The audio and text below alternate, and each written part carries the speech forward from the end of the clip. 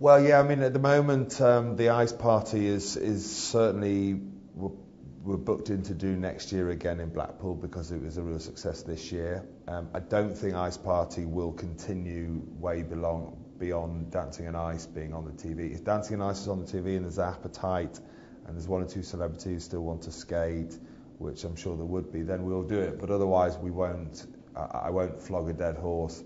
But I've a couple of ideas at the moment floating around, speaking to production companies about an ice show for TV, nothing like Dancing and Ice, and not necessarily celebrities, but non-celebrities. So there's lots of things that are in the pipeline at the moment. Going to film some pilots to see if there's anything that's interesting.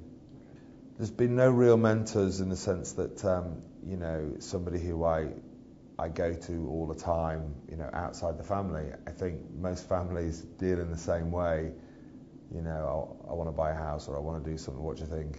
And you get the opinion of all the family and very wide range of opinions. I have a business partner with my ice rinks to spend a lot of time with him as to what our next move should be and whether we should be getting coaches in or whether we should be buying more equipment and that sort of thing.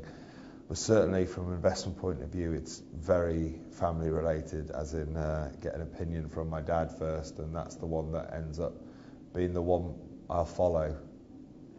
Well, the world of business, the world of sport, I think are very close. It's almost the game in itself, and the buzz of winning and making money or succeeding or doing a show where, yes, it's great to be in the show, but actually have 9,000 people turn up, pay the money and cover the costs and make money. That is a buzz in itself, just like training all year and going out for a World Cup and winning. I mean, that's an incredible buzz as well. It's difficult because in rugby, the result is there at the weekend. On the Saturday, it's there after 80 minutes.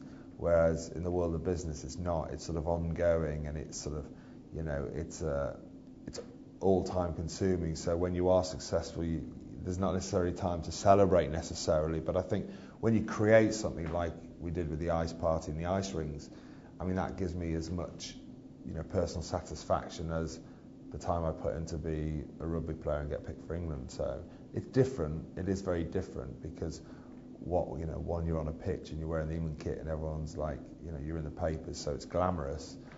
But business, I think, is quite addictive too.